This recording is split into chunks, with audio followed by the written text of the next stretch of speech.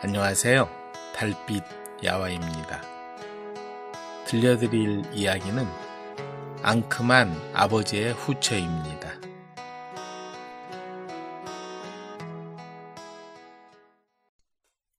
앙큼한 아버지의 후처. 어둠이 짙게 들이운 가을 밤이었다. 산머리에는 초승달이 걸려있고 하늘에는 별이 총총 나 있었다. 배옥의 주막에 사람들의 발길이 끊어지자 나이든 주모는 부지런히 주방을 정리했다. 이제 문을 닫아야겠어. 아이고, 점점 이 일도 힘에 부치는구먼. 뒷정리를 마친 주모는 굽은 허리를 쭉 펴고는 하늘을 쳐다봤다. 반짝이는 밤하늘에 갑자기 별 하나가 긴 꼬리를 달고 밤하늘을 가르며 흘러내리고 있었다. 그때 갑자기 다급한 여자의 목소리가 들려왔다. 사람 살려요! 그 소리는 절규에 가까웠다. 깜짝 놀란 주모는 소리나는 쪽으로 귀를 기울였다. 그러자 희미한 불빛 사이로 누가 이리로 달려오는 게 보였다. 그건 누구요? 주모가 소리를 지르자 앳된 처녀 하나가 어깨를 감싸고 주막 안으로 뛰어들어왔다. 밖을 바라보니 어둠 속으로 어떤 시꺼먼 그림자 하나가 사라지는 게 보였다. 아니, 무슨 일이오? 심상치 않은 일이 일어난 줄을 짐작하고 주모가 놀라서 물었다. 저 좀 살려주세요. 누가 절 해치려고 해요. 해친다고? 아니, 피가... 어깨를 감싼 손에 피가 흥건히 배어 있었고 가쁘게 숨을 몰아쉴 때마다 피가 흐르고 있었다. 아이고, 이게 무슨 일이야. 좀 싸매야겠구먼. 칼에 찔린 상처에서 계속 피가 흐르고 있었다. 놀란 주모는 저고리를 벗기고 상처를 씻고 약초를 붙인 후에 광목으로 어깨에 난 상처를 단단히 동여매 주었다. 그래도 상처는 깊지 않아 다행이구먼. 이제 됐어. 급한 대로 피를 멈추게 한 주모는 한숨을 돌리고는 처녀를 쳐다봤다. 앳된 얼굴에 얼마나 놀랐는지 지금도 사시나무 떨듯 벌벌 떨고 있었다. 주모는 나가서 따뜻한 꿀물을 한 대접 들고 왔다. 이거 먹어봐. 마음이 좀 진정될게요. 시간이 지나자 처녀는 마음을 가라앉히고 조용히 얘기를 시작했다. 처녀는 구리개에서 약방을 하던 허이원의 외동딸 미연이었다. 잠시 밖에 나왔다가 들어가는 길에 덩치 큰 사내가 따라왔다는 것이다. 그 사내는 으슥한 곳에서 칼을 들고 달려들었고 어깨를 찔린 처녀는 죽으림을 다해 달아나다가 불 켜진 주막을 보고 들어왔다고 했다. 큰일 날 뻔했구려. 그런데 이런 야심한 시간에 뭐 하려고 나왔소? 장례를 약속한 도련과 만나기로 해서. 미연은 부끄러운 듯 얼굴을 붉혔다. 그때 포조를 데리고 야경을 돌던 포교 성만이 불 켜진 주막에 들어왔다. 무슨 일 있어, 주모? 건장한 사내가 들어오자 미연은 얼굴이 사색이 되어 벌벌 떨었다. 괜찮아. 이분은 포교날이야. 때마침 잘 오셨어. 주모는 그동안 일어났던 상황을 포교에게 상세히 설명했다. 아, 근데 말이여. 이 처녀가 괴한한테 습격을 당했지 뭐요. 습격? 어떤 놈인데 안유자를? 성만은 사건의 정황을 자세히 듣더니 돌아서며 말했다. 힘없는 안유자를 아무 이유 없이 해치려고 들다니 뭔가 이상한데? 상부에 보고하고 조사해 봐야겠어. 문단속 잘하고 오늘 밤 조심하시오. 주모는 미연을 데리고 들어가 불을 끄고 방문을 꼭 걸어 잠갔다. 이른 아침 뜬 눈으로 밤을 지샌 미연은 주모에게 고맙다고 거듭 인사를 하고 집으로 돌아왔다. 어디 갔다 오는 거냐? 아니, 어깨는 왜 그래? 아버지 허이원이 헬쑥한 얼굴로 쫓아나왔다. 밤중에 혼자 나갔다가 어쩌려고 그러니?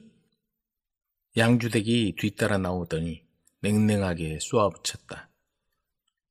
허이원은 3년 전 아내를 떠나보냈다. 구리기에서 허이원 하면 모르는 이가 없을 정도로 용하다고 소문이 나서 돈도 많이 벌었지만 아내가 세상을 떠나자 허망한 생각에 허이원은 방황을 했다. 그 빈자리를 찾아든 것이 바로 지금의 아내 양주댁이었다. 26살에 혼자 된 양주댁은 50살이 다 된 허이원에게 추파를 던졌다. 처음에는 양주댁의 유혹을 뿌리치던 허이원도 매일 약방문이 닳도록 드나드는 농익은 젊은 여인의 손길을 더는 뿌리치지 못했다. 허이원의 외동딸 미연과 불과 4살 차이밖에 나지 않았다. 그렇게 양주댁이 안방을 차지한 지 1년이 지났다. 미연은 동네에서도 소문난 현숙한 처녀였다. 매파들은 미연을 좋은 가문에 중매하려고 줄을 서고 있었다. 미연은 이렇게 당돌한 양주댁을 어머니 대접을 한다는 게 별로 내키지 않았다. 게다가 사촌 동생이라며 드나드는 풍산이라는 산에도 마음에 들지 않았다. 허이원 계시오? 대문을 열어보니 포교 성만이 찾아왔다. 지난밤의 사건을 조사하러 찾아왔소이다. 그러자 허이원은 무엇인가를 꺼내 성만에게 건네주었다. 거기엔 이렇게 쓰여 있었다. 전영달을 잊지 않았겠지? 25년 전 그때 날 버리고 떠나더니 잘 살고 있더군. 죽은 줄 알았겠지만 이렇게 살아있지. 이제 내가 갚아줄 차례야. 기대하게. 6개월 전이었다. 약방문을 닫고 나오려는데 문틈에 종이가 끼어 있어 열어본 허이원은 온몸이 덜덜 떨렸다. 젊은 시절 허이원은 친구 영달과 깊은 산에 들어가 며칠씩 귀한 약초를 찾아다니곤 했다. 어느 날 운이 좋았던지 산삼 2뿌리와 이것저것 귀한 약초를 망태기에 담고 기분 좋게 산을 내려오고 있었다. 그런데 저만치 번쩍이는 두 눈이 보였다. 저것 봐, 호랑이다. 두 사람은 정신없이 망태기를 팽개치고 달아나기 시작했다. 하지만 어두운 산길에서 발을 헛디딘 영달이 벼랑 끝으로 떨어지고 말았다. 영달이! 여보게 영달이! 벼랑 아래를 향해 허이원이 소리를 질렀지만 아무 대답도 들리지 않았다. 그때 짐승 우는 소리가 들려오자 허이원은 그 길로 정신없이 산을 달려 내려온 것이다. 다음 날 날이 밝아 다시 그 자리에 올라가 보았지만 깎아지른 절벽 아래 아무 흔적도 보이지 않았다. 그 뒤 허문식은 약초 지식을 바탕으로 의원이 되었고 많은 돈을 벌었다. 하지만 오랜 세월이 지났어도 그날의 기억이 머리에서 떠나지 않고 그를 괴롭혔다. 영달이 보낸 글을 읽은 허이원은 20년간 열어온 약방문을 닫았다. 그리고 집에 틀어박혀 친구를 구하지 못한 그 일에 대해 죄책감에 시달리며 살아가고 있었다. 이런 와중에 애지중지 아끼는 외동딸 미연이가 그런 일을 당하자 모두 본인 탓인 것 같았다. 나 때문에 내 딸이 그렇게 된 것입니다. 얼마 후에 시집갈 아이인데 이런 일을 당했어. 허이원은 포교를 보자 한탄하며 이렇게 말했다. 성만은 허이원을 만나고 대문을 나오다가 덩치 큰 사내와 마주쳤다. 양주댁의 사촌이라는 풍산이라는 사내였다. 그는 성만을 본체만 채하고는 안으로 들어가 버렸다. 25년 전에 죽은 줄 알았던 친구가 이제야 나타났다. 그런데 저 친구는 누구지? 포교 성만은 관하로 돌아와 생각에 잠겼다. 그리고 다음 날 허이원을 다시 찾아갔다. 영달이란 친구에게 재산을 나눠줄 생각이 있어? 그럼요. 마음의 빚을 갚을 수만 있다면 그러다 마다요. 그러면 이렇게 합시다. 성만은 허이원과 한참 동안 귀한 말을 나누고 돌아갔다. 그날 밤 허이원은 잠자리에서 양주댁에게 말을 꺼냈다. 전에 임자에게 얘기했던 그 영달이란 친구에게 내 재산의 절반을 떼어줄 생각이요.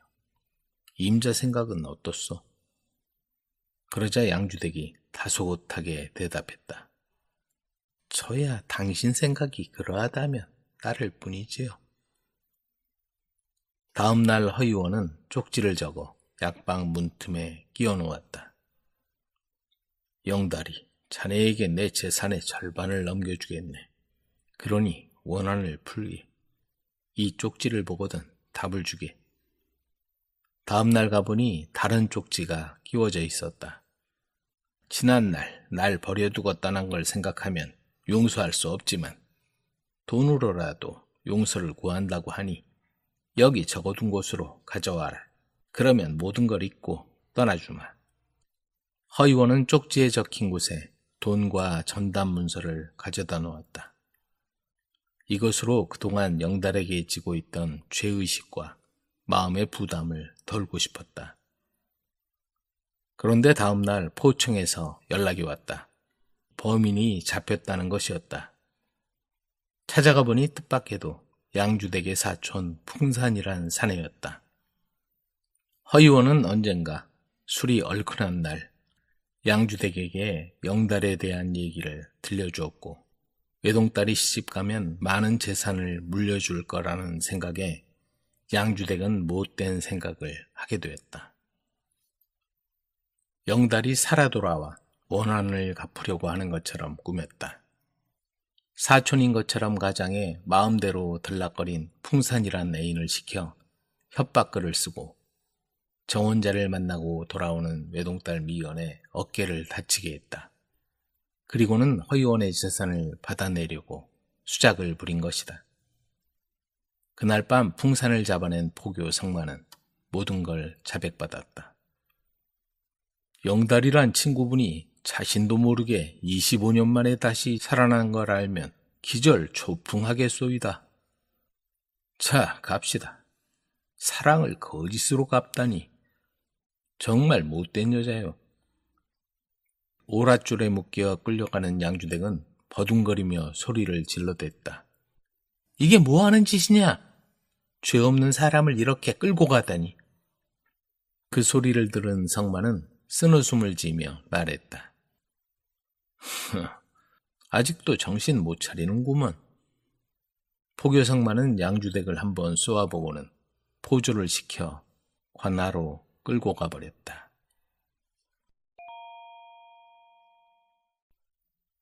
첫사랑을 찾아간 여인. 잠이 오지 않는 가을밤, 달빛이 문틈으로 환하게 스며들었다.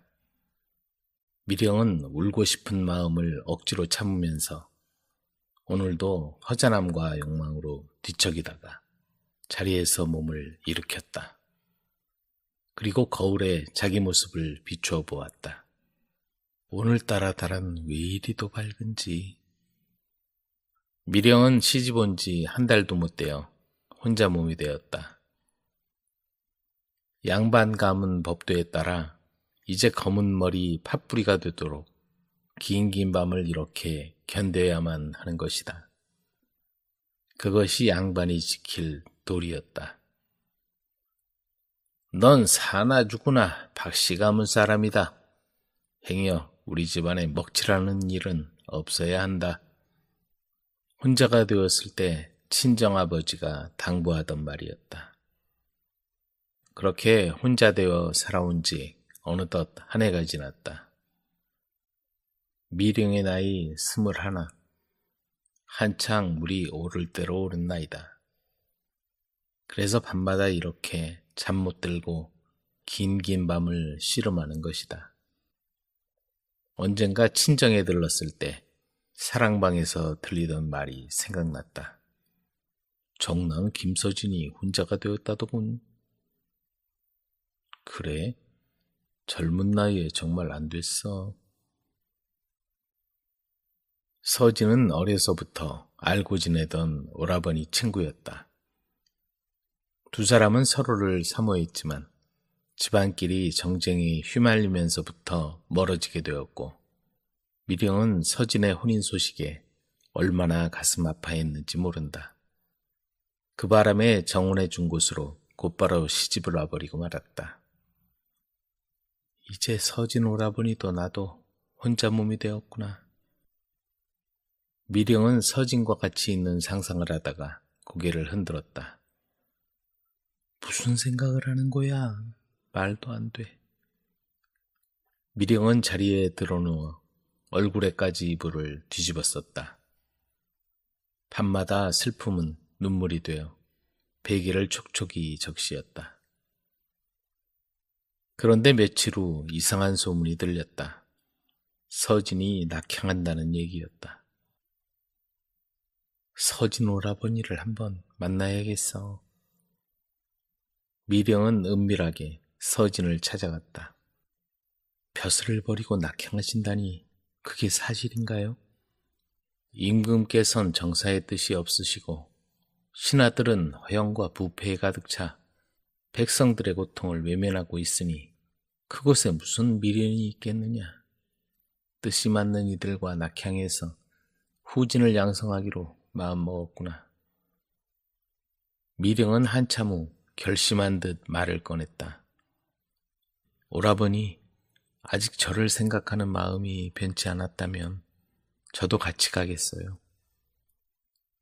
너를 생각하는 마음이야 예나 지금이나 변함이 없지만 네가 나를 따라 나서면 내 오라버니에게 화가 미치지 않겠느냐? 이렇게 떠나시면 다시는 못 만날 것 같아요. 오라버니를 따라가겠어요. 미령아. 서진은 미령을 따뜻하게 품에 안았다. 드디어 서진이 떠나는 날이 되었다. 날이 새고 인경이 울리자 성문이 열리고 서진과 일행이 길을 나섰다. 그러자 조금 뒤 한 여인이 장옷을 뒤집어 쓰고 성문 앞에 나타나더니 다급히 뒤를 따라 나섰다. 그런데 누군가 여인의 앞을 막아서는 사내가 있었다.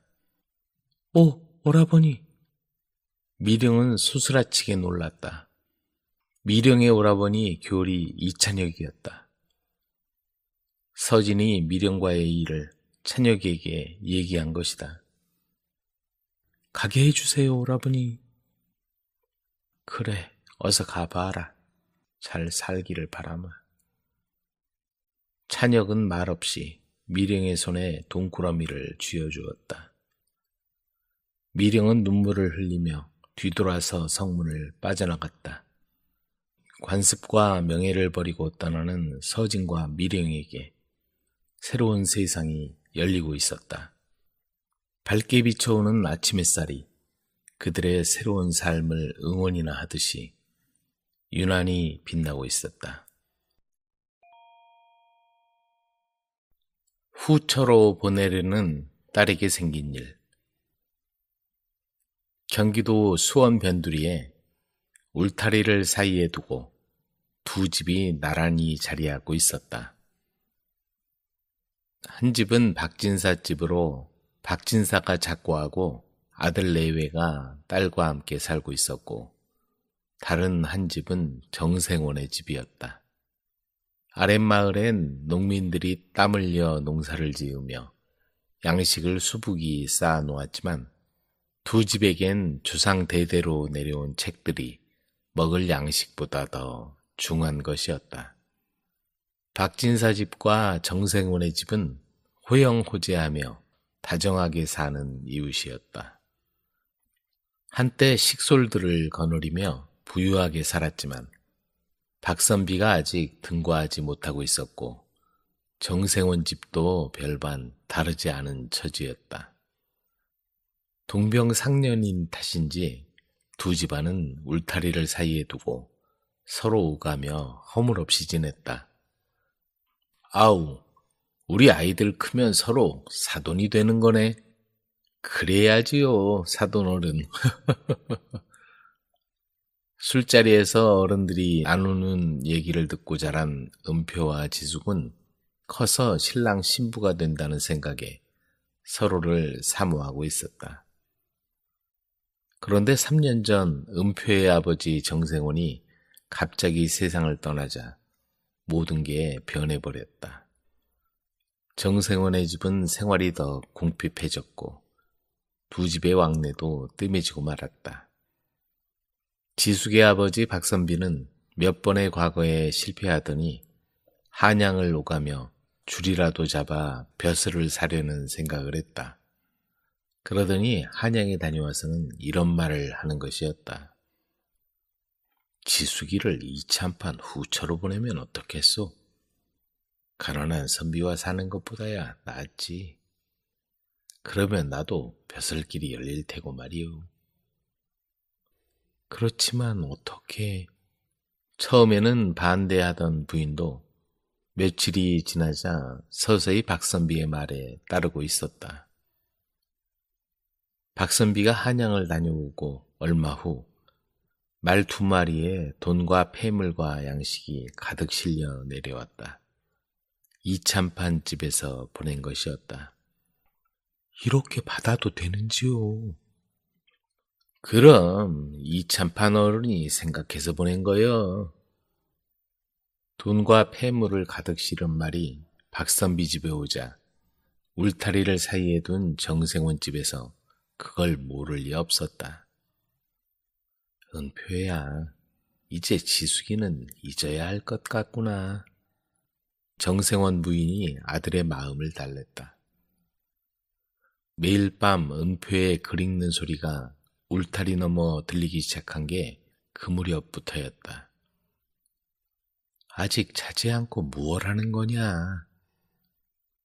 박씨 부인이 호롱불 밑에서 바느질을 하는 딸을 보고 말했다. 조금 있다가 잘게요. 먼저 주무세요. 18 나이의 딸은 나지막이 들리는 글 읽는 소리에 귀를 기울이며 가만히 앉아 있었다. 은표도 울타리 넘어 비친 지숙의 그림자를 보고 한숨을 내쉬곤 했다. 지숙이 아닌 다른 여자를 배필로 만든다는 건 단 한 번도 생각해보지 않았다. 때는 금음이라 달빛마저 희미한 깊은 밤이었다. 박선비 집의 낯선 그림자가 어른거렸다. 잠이 깨어있던 은표는 숨죽여 박선비 집을 지켜보았다. 살인문 앞에 말을 메워놓고 장정 셋이 박선비 집으로 들어가는 게 아닌가. 며칠 전에 돈과 폐물이 들어가는 걸 목격한 도둑들이 박선비가 한양에 올라가고 여자들만 집에 있는 동안 그걸 노린 것이다. 방 안에서 무슨 소리가 들리더니 도둑들이 다시 나와 둘은 광으로 들어가고 하나는 서서 망을 보았다. 생각할 겨를이 없었다. 은표는 밖으로 나와 몽둥이를 찾아 손에 들고 밖에서 망보는 도둑의 머리를 후려쳤다. 쓰러진 도둑을 기둥에 밧줄로 묶어놓고 광에 빗장을 걸어버리고는 정신없이 아랫마을로 달려가 동네에 알리고 관할을 찾아가 도움을 요청했다. 모든 게 순식간에 벌어진 일이었다. 그리고 다시 돌아와 방문을 열어보니 박선비 부인이 소리를 내지 못하도록 입까지 가려진 채 구석에 묶여 쓰러져 있었다. 그리고 보쌈에 갈 속셈이었는지 지숙은 자루 속에 꽁꽁 묶여 있었다. 조금만 늦었다면 그대로 달아날 판이었다. 문 열어! 가만두지 않겠다. 광에 갇힌 도둑들이 소리를 쳤다. 관가에서 잡아갈 테니 조금만 기다려라. 잠시 후 아랫마을에서 장정들과 나졸들이 올라와 3명의 도둑을 잡아갔다. 관에서 눈을 부릅뜨고 찾고 있던 도둑 일당이 은표의 기지로 검거된 것이었다. 한양에서 돌아온 박선비가 부인과 딸을 앉혀놓고 말했다. 정생원과의 약속대로 은표와 지숙이를 맺어줍시다. 그래요, 영감. 그래야겠어요. 박선비는 이참판이 보내준 돈과 폐물, 양식을 하나도 빠짐없이 다시 돌려보냈다. 가족들이 반대해서 어쩔 수 없다는 내용과 함께 말이다. 지숙을 아내로 맞이한 은표는 열심히 글 공부에 매진해서 마침내 과거에 급제해서 벼슬길에 올랐다. 아버지 정생원과 장인 박선비가 이루지 못한 꿈을 이루어낸 것이다. 아내 옆에 잠든 낯선 남자. 부잣집 외동아들 박영달은 아버지가 세상을 떠나자 방탕한 생활을 했다. 매일 놀기 좋아하는 친구들과 어울려 기방을 들락거리다 보니 가세가 많이 기울었다. 이렇게 살다가는 거렁뱅이 되는 것도 금방이겠구나. 그제야 정신을 차린 영달은 액정서에 별감자리를 얻어 일하기 시작했다. 별감이 되어보니 평소 놀기 좋아하는 영달에게 딱 들어맞는 직책이었다. 값비싼 의복을 사입고 다니며 유흥을 주도하고 화류계를 주무르는 위치에 있게 된 것이다. 하루는 재상의 행차를 따라 나섰다. 비키시오, 대감님 행차시오. 그렇게 길잡이가 소리치며 지나가는데 그때 마침 건너편에 작은 문이 열리더니 아름다운 여인이 행차를 구경하려고 나오는 게 보였다. 그녀는 행차를 구경하다가 무심코 영달과 눈이 마주쳤다. 그러자 여인은 부끄러운 듯 황급히 문 안으로 들어가 버렸다. 보기 드문 미인이구나.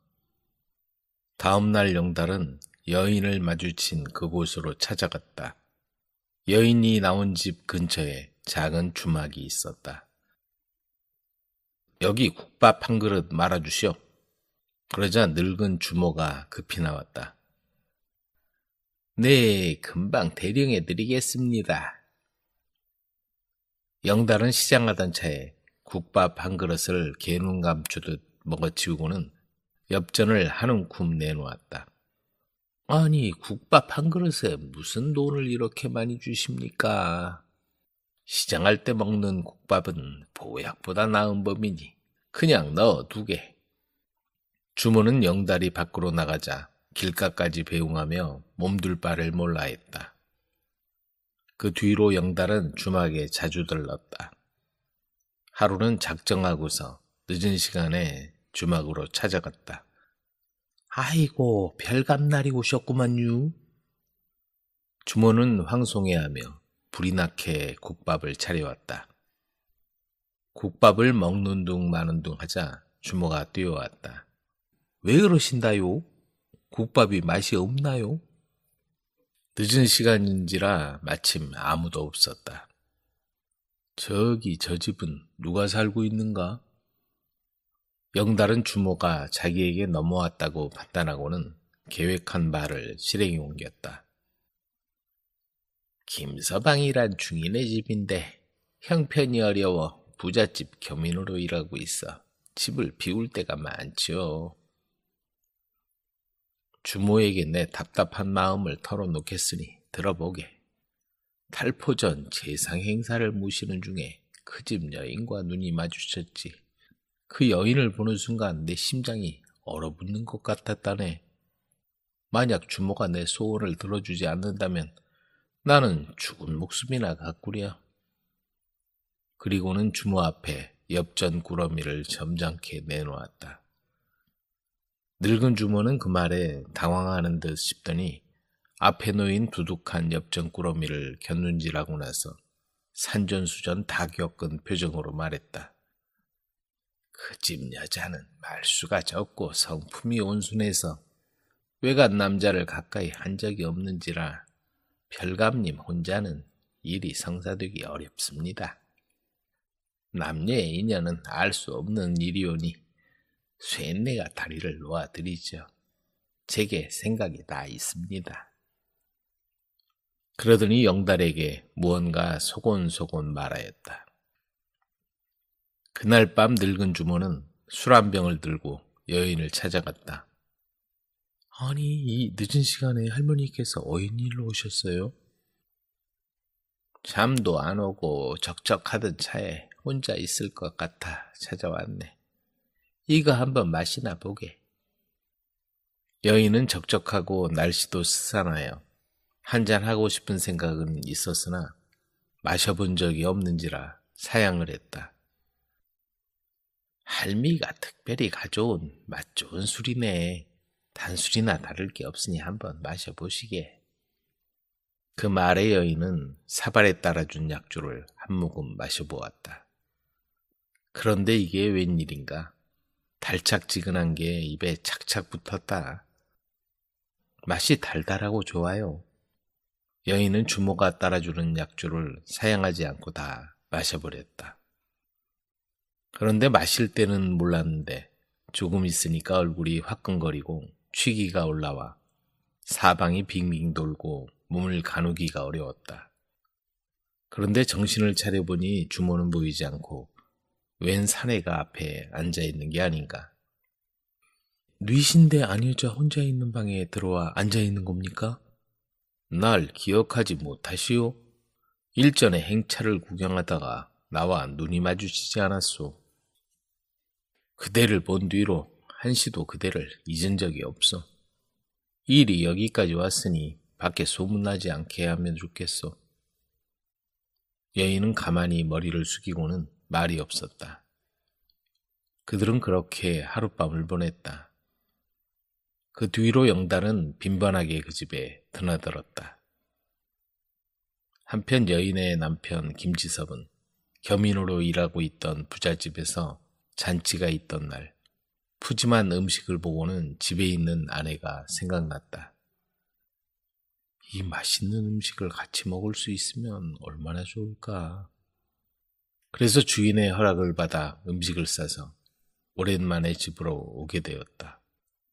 저녁 무렵 집에 와서 아내를 부르니 대답이 없었다. 인기척이 없어 담을 넘어 방 안으로 들어가 보니 이게 웬일인가. 아내가 낯선 사내의 옆에서 자고 있는 것이 아닌가. 김서방은 마음 같아서는 두 사람을 당장 끌어내고 싶었지만 이웃에 보는 눈도 있고 해서 화를 간신히 참으며 그들을 조용히 깨웠다. 누구요?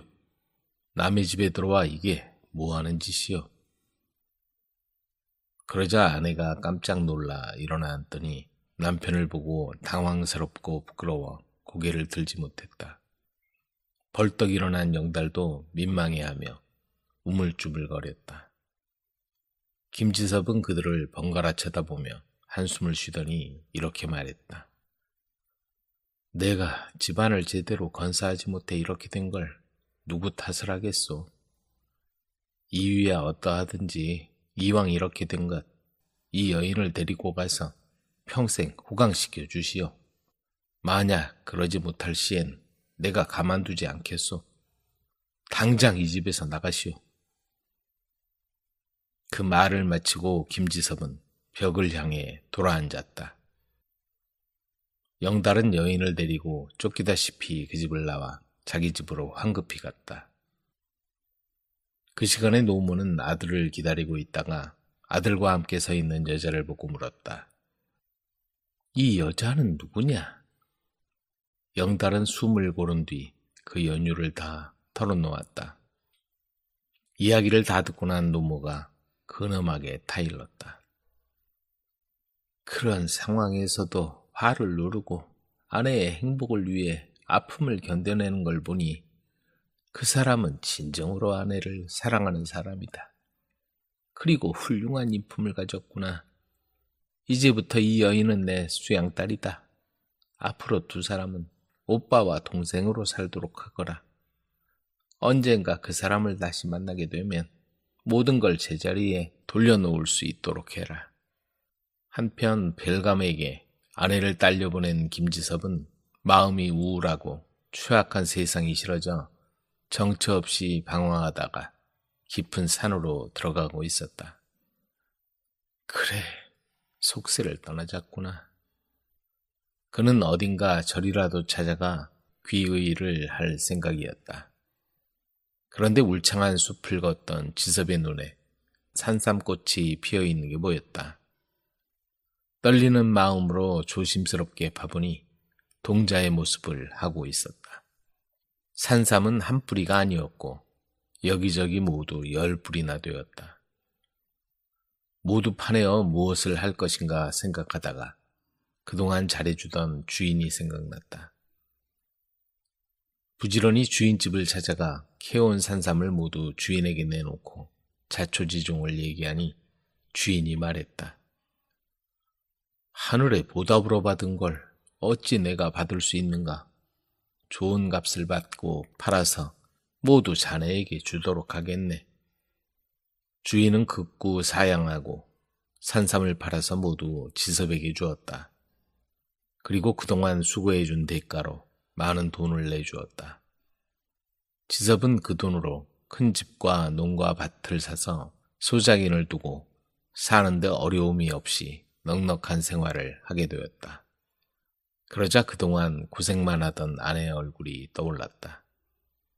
남편 잘못 만나서 고생만 했는데 잘 살고 있는지 모르겠네. 김지섭은 몇 날을 고심하다가 마침내 물어물어 별감 박영달의 집을 찾아갔다. 한번 찾아올 거로 생각했어. 영달의 노모가 반갑게 맞았다.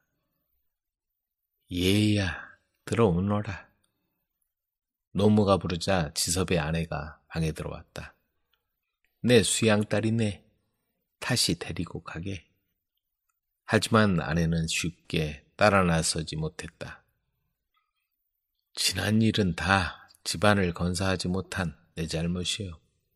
다 잊고 이제부터 새로 시작합시다. 김지섭은 아내를 데리고 집으로 돌아왔다. 가난이 문지방을 넘어오면 행복은 저만치 달아난다.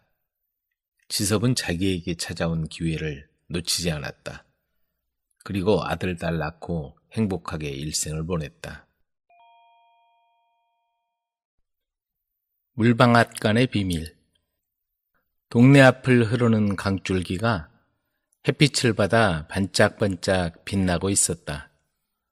산모퉁이를 돌아 유유히 흐르는 강물이 농가 밭을 기름지게 적셔주었다. 사방을 둘러보면 널찍한 마을이 보였다. 그 마을의 가장 큰 부자요. 가장 세력이 있는 사람은 천석군 송천만 영감이었다.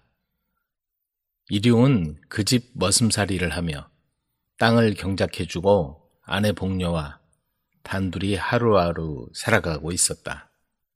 갓 결혼한 일용은 우직스럽기는 하지만 아내를 끔찍이 아껴주었다. 아내는 나이가 22살이고 일용이는 27이었다. 그는 진실하고 성실하고 우직했다. 어릴 적부터 눈칫밥으로 살았기 때문에 신중에서 매사에 실수하는 법도 없었다. 아침에 일어나면 마당을 쓸고 소와 돼지의 여물을 먹이며 여름이면 밭에 나가 풀을 뽑고 나무를 실어들이고 장작을 패며 겨울이면 눈을 쓸고 잔심부름이며 굳은 일 마른 일 가리지 않았다. 하지만 송영감은 근동에서 가장 부유하면서도 가뭄이 들어 소작농들이 먹을 게 없어 굶기를 밥 먹듯 하는데도 성격이 거칠고 인정머리라고는 전혀 없는 사람이었다. 날이 어린 것이 먹을 게 없어 굶어 죽을 지경인데 보리쌀 한 되만 구워주십시오. 그래, 보리쌀 한 되도 없는 위인한테 뭘 믿고 구워주나? 송영감은 여름 장마철에 곡식이 썩어버릴지라도 절대로 남에게 주는 법이 없었다. 그런 인정머리 없는 남편을 볼 때마다 아내는 마음이 천근만근 무거웠다. 아량이 넓은 아내는 남편 몰래 곡식을 자루에 담아서 어려운 사람들을 도와주곤 했다. 그런데 그런 인정머리 없는 송영감도 일용이에게만은 예외였다. 송영감이 일용이를 유독 챙기는 데는 그럴 만한 이유가 있었다. 송영감의 외동아들이 7살 때의 일이었다. 하늘에 구멍이 뚫린 듯 비가 몇 날 며칠을 내리더니 마침내 해가 반짝 뜨기 시작했다. 그러자 마을 아이들이 물고기를 잡는다고 마을 앞 강으로 우르르 몰려갔다. 하지만 강은 그동안 내린 비로 인해 넘칠 정도로 물이 불어나 있었다. 떡거머리 아이들은 조심조심 강줄기를 따라다녔지만 7살짜리 철부지 송영감 아들은 그 아이들을 쫓아다니다가 발을 헛디디는 바람에 그만 강에 빠지고 말았다. 물살이 빠른 강에 빠진 아이를 보며 아무도 건져낼 엄두를 내지 못하고 있었다. 큰일 났어요. 명석이가 물에 빠졌어요. 구해주세요. 아이들이 고래고래 소리를 질렀다. 주인집 아들이 빠졌다는 소리를 듣고 근처 논에서 일을 하던 일용이가 불이 나게 뛰어와서 물불 안 가리고 강에 뛰어들어가 아들을 건져온 것이다. 그때부터 송영감 부부는 아들의 목숨을 구해준 일용이를 알뜰히 챙겨주었다. 그 인색한 송영감이 일용이가 결혼한다고 하자 강물이 굽이쳐 흐르는 산모퉁이 근처에 땅을 주고 오두막을 지어준 것이다. 특히 아내는 일용이 색시를 불러 살림살이를 챙겨주었다. 일용이는 고마운 마음에 더 열심히 주인을 섬겼고 송영감 아내도 일용이 일이라면 발벗고 나섰다. 일용이가 결혼해서 살고 있는 오두막 아래에는 물레방아 하나가 덩그러니 놓여 있었다. 어두운 밤이면 홈통에 들어갔다가 다시 쏟아져 흐르는 물이 육중한 물레방아를 번쩍 쳐들었다가 쿵 하고 내던지는 소리가 청승맞게 들려왔다. 그날은 낙엽이 우수수 떨어지는 스산한 늦은 가을밤이었다. 유난히 밝은 달이 고요한 마을을 한적하게 비추고 있을 때 일용이는 주인집에서 일을 끝내고 집으로 오다가 우연히 물방앗간 옆에서 주인 영감과 한 사내가 얘기를 나누고 있는 걸 보게 되었다. 거 봐! 내 말이 맞지? 이 모양으로 사니까 가난뱅이 생활을 면하지 못하는 거야. 어디 감히 쌀 단말을 빌려달라고 이치에도 안 맞은 소리를 하는 거요. 어르신 부탁입니다. 도와주십시오. 이번에 어르신이 도와주신다면 죽으라면 죽기라도 하겠습니다. 주인 송영감에게 사정을 하는 사람은 다름 아닌 오랜 친구 만식이었다. 만식이는 그 무렵 근심에 쌓여 있었다. 아버지가 옥살이를 할 판인데 쌀 단말만 있으면 옥살이를 면할 수 있었다. 효성이 지극한 만식이는 백방으로 돈을 구하러 다녔지만 여러 날 동안 허탕만 치고 만 것이었다. 일용이도 친구의 어려움을 보면서 도움이 되지 못해서 애만 태우고 있던 참이었다. 그래서 조용히 일이 어떻게 진행되는지 물방앗간 벽에 기대고 서서 듣고 있었다. 그때 큰 소리가 나기 시작했다. 어서 비키지 못해요? 어디서 큰 소리를 치고 있어? 어르신 이렇게 사정하겠습니다. 꼭 좀 융통해 주십시오. 참, 그 아비의 그 자식이구먼. 잘못했으면 옥살이를 해야지. 어르신, 제 아버지는 억울합니다. 꼭 진실이 밝혀질 겁니다. 그러니 좀 도와주십시오. 만식이는 울먹이며 무릎을 꿇고 사정을 했다.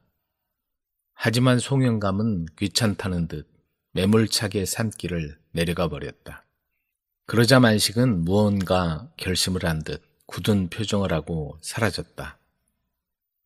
집으로 돌아온 일용은 잠이 오지 않았다. 무슨 일 있어요? 저녁도 먹는 둥 마는 둥 하고서.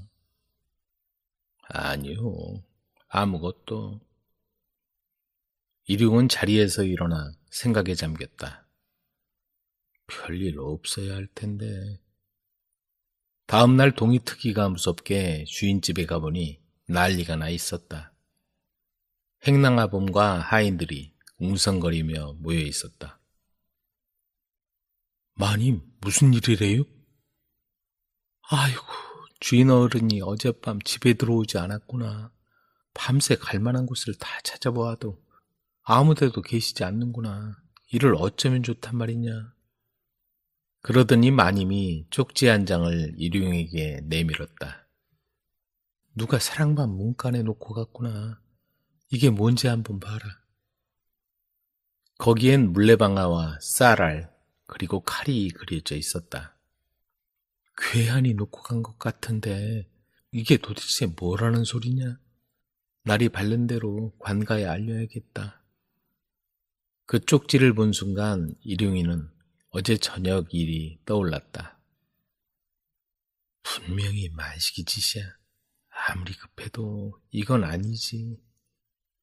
그렇게 생각한 일용이는 마님에게 간곡히 말했다. 마님, 관가에 알리면 어르신 목숨이 위험할 수 있습니다. 소인에게 맡겨주십시오. 제가 무슨 일이 있어도 어르신을 모셔오겠습니다. 그래, 제발 어르신을 안전하게 모셔오도록 해라. 일용은 지난밤 주인 어른과 만식의 모습을 기억하고는 지피는 데가 있어 물레방앗간으로 급히 발걸음을 옮겼다.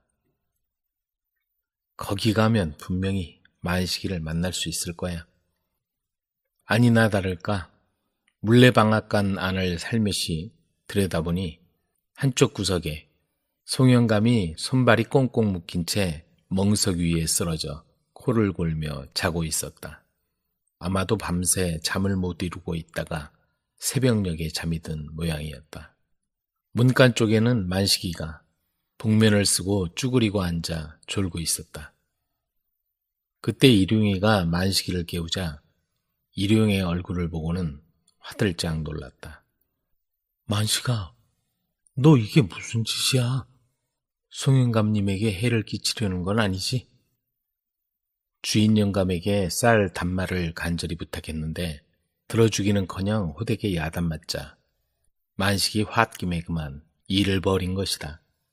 집으로 발걸음을 돌리던 그는 복면을 뒤집어 쓰고 가던 길을 다시 와서 송영감을 물방앗간에 묶어놓았다. 일용아, 나 어떻게 하냐? 아버지를 구하려고 하다가 나까지 감옥에 가게 생겼어. 성품이 온순한 만식이는 순식간에 저지른 일을 후회하고 밤새 두려움에 벌벌 떨고 있었다. 만식아, 마님께 같이 가서 모든 일을 소상히 말씀드리고 용서를 구하자. 내가 도와줄게. 일용이는 떨고 있는 만식이를 마님에게 데려가 사정 얘기를 아뢰었다.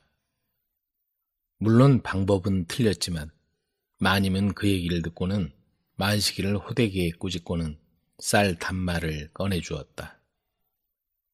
네 행실은 용서할 수 없으나 만식이를 봐서 넘어가겠다.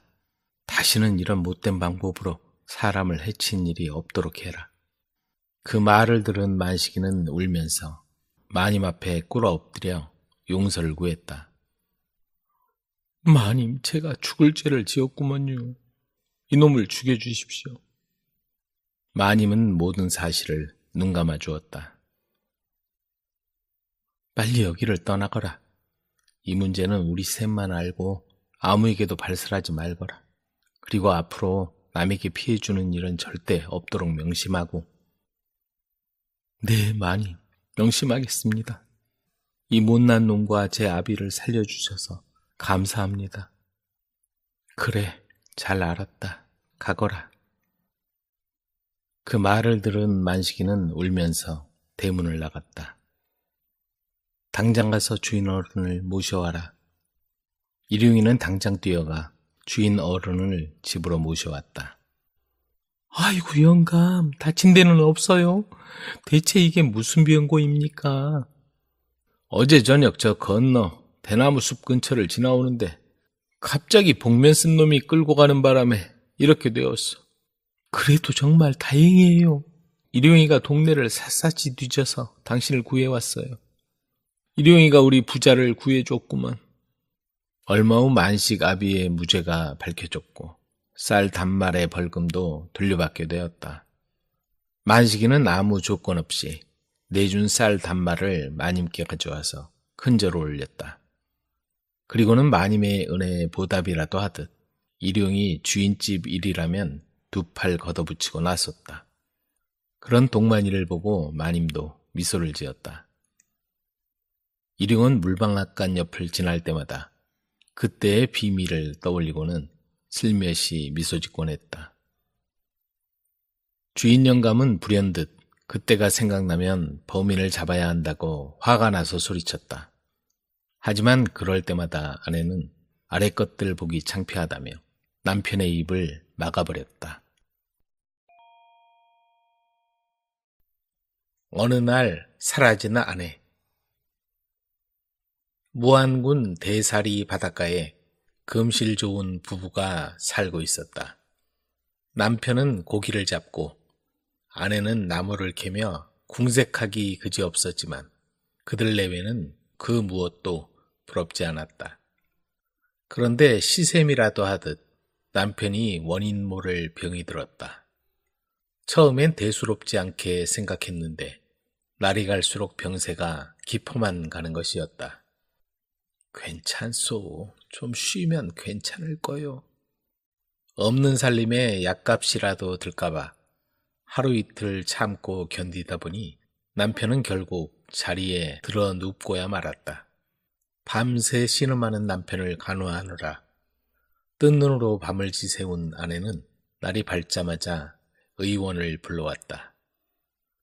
무슨 병인가요? 원인은 잘 모르겠지만 이대로 두면 위험하겠소. 아내는 소중히 간직해온 가락지도 팔고 온갖 품앗이를 해가며 남편 약을 지어 먹였지만 아무런 차도도 없이 병이 점점 깊어갈 뿐이었다. 남편의 신음이 깊어가면 갈수록 아내의 가슴도 그만큼 더 타들어갔다. 아무래도 약으로는 고치기 힘들 것 같소이다. 의원이 마침내 고개를 내저었다. 하지만 아내는 그대로 포기할 수 없었다. 아내는 백악산에 기거하는 고승을 찾아갔다. 스님, 제 남편의 병을 고칠 수만 있다면 무슨 일이라도 하겠습니다. 부디 가르침을 주십시오.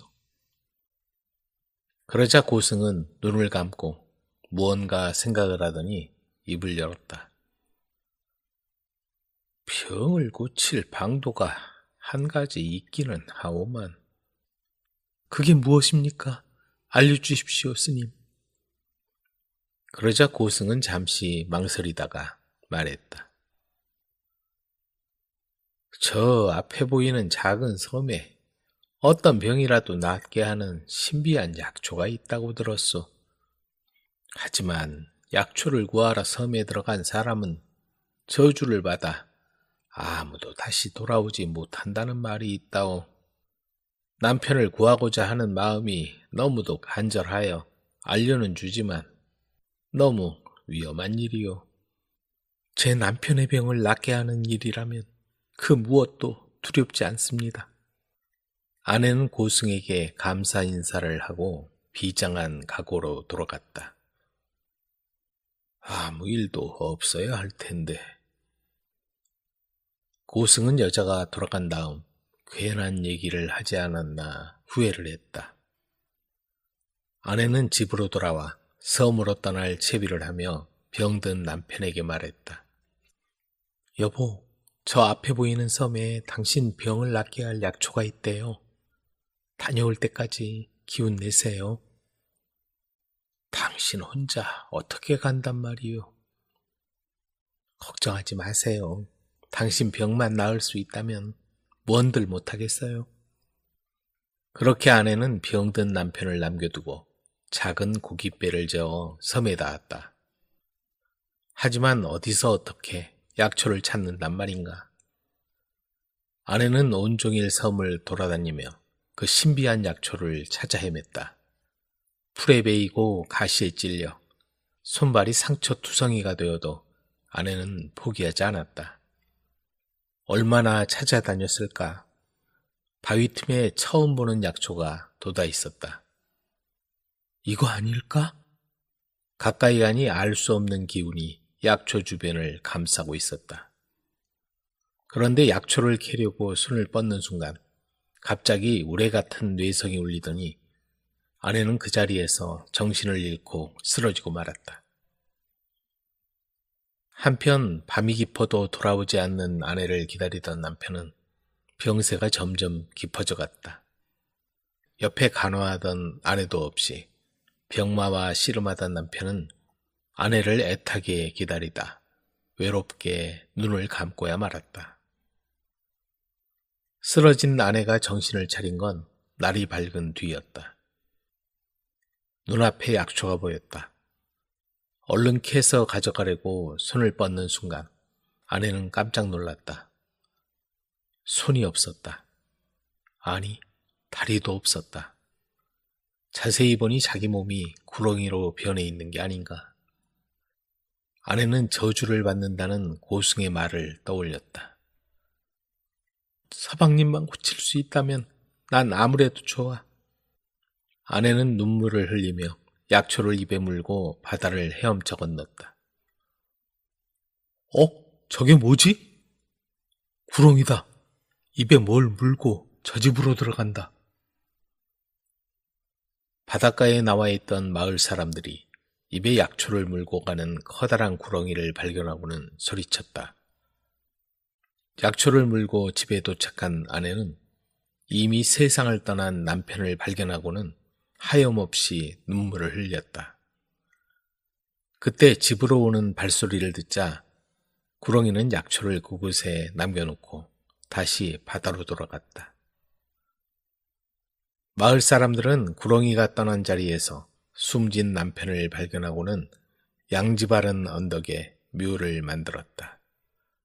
하지만 어디에도 아내가 보이지 않았다. 여자는 어디로 간 거지? 그때 백학산 고승이 찾아왔다. 간밤에 섬에서 들리던 뇌성이 마음에 걸려 찾아온 것이었다.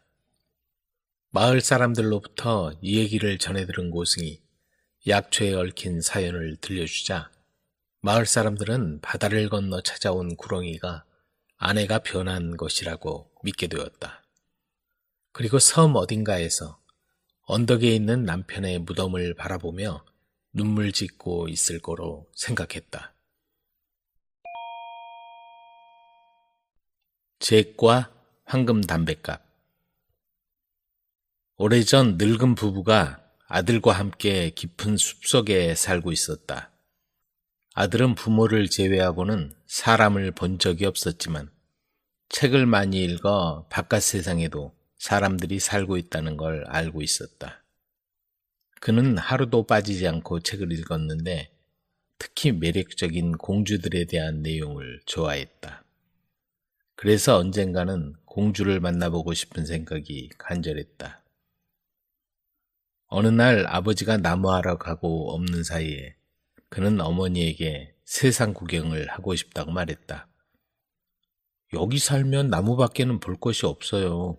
여기 계속 있으면 어떻게 될 것 같아요? 네가 정 가고 싶다면 할 수 없지. 하나님의 가호가 함께하길 빈다. 네가 떠나기 전에 내가 조그만 빵을 구워주는 대신 널 축복하는 게 더 낫겠니? 아니면 커다란 빵을 구워주는 대신 널 저주하는 게 낫겠니? 어머니도 참 당연히 커다란 빵이 좋죠. 길을 가다 보면 배가 고플 테니까요. 노모는 커다란 빵을 구워주고는 지붕 위에 올라가 아들이 점점 멀어져 보이지 않을 때까지 욕설을 퍼부었다. 길을 떠난 젊은이는 곧 아버지와 마주쳤다. 이 녀석아, 어딜 가는 거냐? 아들은 어머니에게 했던 것처럼 똑같이 대답했다. 네가 떠난다니 섭섭하긴 하다만 이미 결심했다니 가는 게 낫겠지. 아들이 다시 걷기 시작한 지 얼마 안 돼 아버지가 그를 다시 불러세웠다. 그리고는 주머니에서 황금으로 된 담뱃갑을 꺼내주며 말했다. 자, 이 담뱃갑을 잘 간수해라. 그리고 어려운 공경에 처하기 전엔 절대 열어보면 안 된다. 잭은 계속 걷고 또 걸어갔다. 도중에 빵을 다 먹어버렸기 때문에 피곤하고 배가 고파졌다. 게다가 이미 어두워져서 한치 앞도 잘 보이지 않았다. 때마침 저 멀리 불빛이 비치는 걸 보고 거기로가 저택 뒷문을 두드리자 하녀가 문을 열고는 무슨 일인지 물었다. 잭은 하룻밤 묵을 곳을 찾는다는 사정 얘기를 했다. 하녀는 그에게 들어와 불을 쬐도록 한 뒤 고기와 빵과 맥주를 푸짐하게 차려주었다. 잭이 난로가에서 음식을 다 먹었을 때 그 집의 주인 아가씨가 그를 보러 왔는데 둘은 한눈에 서로 좋아하게 되었다. 그리고 아가씨는 아버지에게 달려가 부엌 뒤에 아주 잘생긴 젊은이가 와 있다고 알렸다. 집주인은 즉각 잭을 보러 와서 이것저것 질문을 한 뒤에 무슨 일을 할 수 있는지 물었다. 잭은 어리석게도 시키는 일은 무엇이든 할 수 있다고 대답했다. 그는 자질구레한 집안일이라면 뭐든지 조금쯤은 할 수 있다는 뜻으로 대답한 것이었다. 그렇다면 내일 아침 8시까지 저택 앞에 커다란 호수를 만들고 큰 전함들을 띄워놓도록 하게. 그중 제일 큰 전함은 예포를 발사해야 하는데 그중 마지막 예포는 내 딸이 자는 침대 다리를 부러뜨려야 하네. 그 일을 해낼 수 없다면 자네 목숨은 없는 걸세. 아, 알겠습니다. 잭은 어찌해야 좋을지 몰랐지만 갑자기 아버지가 준 황금 담뱃갑이 생각났다. 그럼 지금처럼 곤란한 지경에 빠졌을 때 이걸 써야지. 그리고 그는 주머니에 손을 넣어 담뱃갑을 꺼냈다. 잭이 담뱃갑을 열자 그 안에서 조그맣고 새빨간 소인 셋이 뛰어나와 물었다. 무엇을 해드릴까요? 글쎄, 이 집 앞에 커다란 호수를 만들고 세상에서 제일 큰 전함을 몇 척 띄워놓았으면 좋겠어.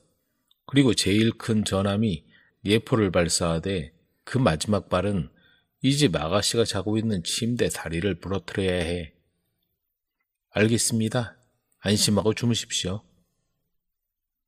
잭이 난쟁이들에게 할 일을 설명하자마자 8시가 되었고 커다란 전함에서 발사하는 예포 소리가 울려 퍼지기 시작했다. 그는 침대에서 뛰쳐나와 창으로 달려갔다. 그 모습은 나이든 부모님과 숲속에서만 살았던 잭에게는 너무나 멋진 광경이었다. 잭은 이제 옷을 입고 기도를 올리고 크게 웃으며 아래층으로 내려갔다. 그는 맡은 일을 완벽하게 해낸 것이 자랑스러웠다.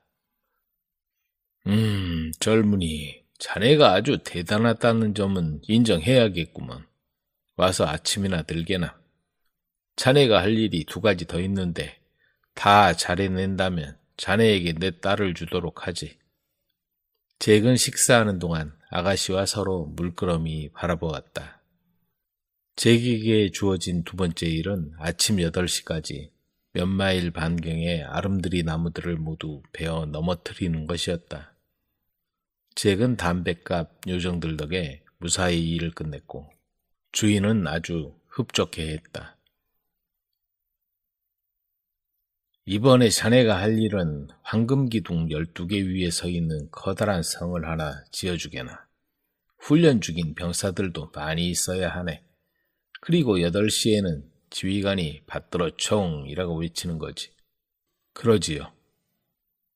셋째 날이자 마지막 날 아침이 되자 일은 모두 끝나 있었고 잭은 아름다운 아가씨를 아내로 맞았다. 하지만 이 일은 이제부터 시작이었다. 이제 잭의 장인은 큰 사냥대회를 열었는데 사냥도 하고 성도 구경하라며 나라 안의 모든 귀족을 초대했다. 그날 아침 시종이 잭의 옷을 사냥복장으로 바꾸어 놓으러 왔다가 잭이 놓고 간 담뱃갑을 우연히 발견했다. 시종이 무심코 담뱃갑을 열자 새빨간 소인 셋이 뛰어나와 무슨 일을 할지 물었다. 이 성을 바다 건너 먼 곳으로 옮겨버렸으면 좋겠어. 알겠습니다. 주인님도 성과 함께 가시렵니까? 그래.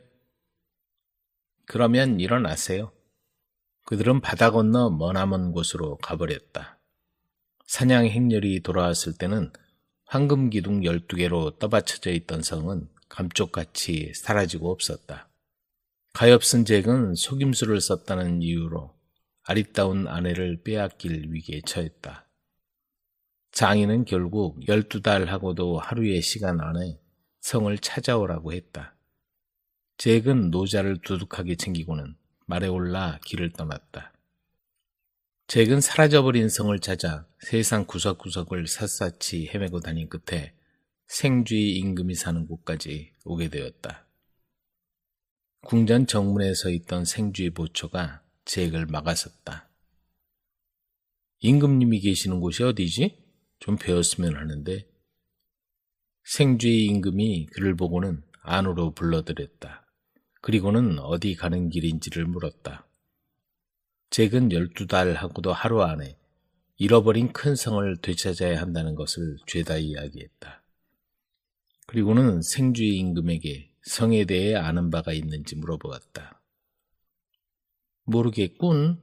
하지만 나는 세상의 모든 생쥐를 다스리고 있으니 아침에 그들을 모두 불러 물어보면 그중 아는 이가 있을지도 모르지.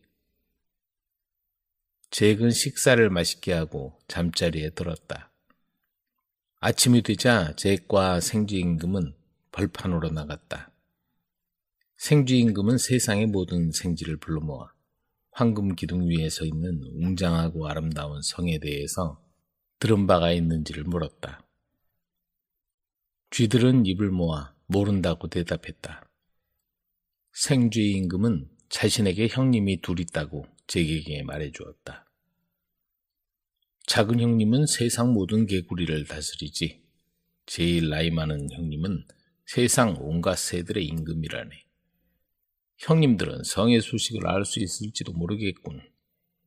자네 말은 여기 두고 내 말을 타고 가게. 이 케이크를 가져가면 누가 보내서 온 건지 형님이 알아볼 거야. 그리고 생쥐 임금은 잭과 악수를 했다. 잭이 궁전 밖으로 나설 때 입구를 지키던 작은 생쥐가 함께 갈지를 물었다. 널 데려가면 생쥐 임금님께서 화내실 거야. 하지만 절 데려가시면 뭔가 도움이 될 수도 있지 않겠어요? 그러면 올라타거라. 그러자 생쥐가 말의 다리를 타고 올라갔고 말은 간지러워서 춤을 추었다. 잭은 생쥐를 주머니에 넣었다. 길을 간 끝에 잭은 개구리 임금이 사는 곳에 다다랐다. 잭이 성에 들어가려 하자 입구를 지키던 개구리 보초가 그를 막았었다. 하지만 잭이 케이크를 보여주며 임금님을 뵙고 싶다고 말하자 보초는 그를 통과시켜 주었다. 개구리 임금이 나와서 무슨 일인지를 물었다. 잭은 그동안의 이야기를 전부 해주었다. 자, 들어오게. 이 세상의 모든 개구리에게 물어보면 성이 어디에 있는지 알 수 있을지도 몰라. 그날 밤 그는 융숭한 대접을 받았다. 아침에 임금이 우스꽝스러운 소리로 개굴개굴 울어대자 온 세상의 개구리들이 다 모여들었다. 그리고 임금은 그들에게 12개의 황금 기둥 위에 서 있는 성에 대해 아는 바가 있는지 물어보았다. 개구리들은 모두 개굴개굴 울어대며 모른다고 대답했다. 잭은 이제 다른 말을 타고 케이크를 가지고 새 임금을 찾아갈 수밖에 없었다. 잭이 성문을 나서려야 할 때 입구를 지키고 있던 개구리가 함께 갈지를 물었다.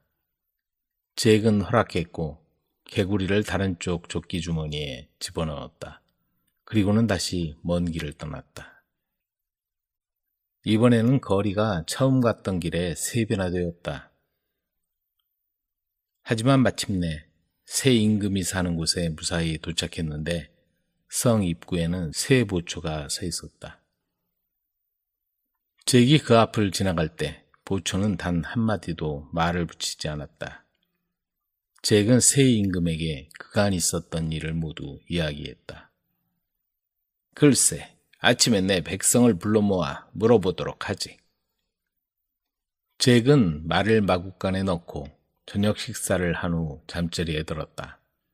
그리고 아침에 일어나서 임금을 따라 벌판으로 나갔다. 임금이 이상한 소리로 울자 온 세상의 새들이 모두 모여들었다. 황금성을 본 새가 있는가? 그렇다면 그 큰 새는 어디 있지? 그들은 독수리가 올 때까지 한참을 기다려야 했는데 뒤늦게 도착한 독수리에게 새 임금은 커다란 성을 보았느냐는 질문을 했다. 마침 그 성이 있는 곳에서 날아온 참입니다. 여기 이분이 그 성을 잃어버렸다고 하니 이분을 거기까지 모셔다 드리도록 해라. 잭은 독수리의 등을 타고 날아 성이 보이는 곳까지 왔지만 어떻게 황금 담뱃값을 되찾을 수 있을지 알 수가 없었다.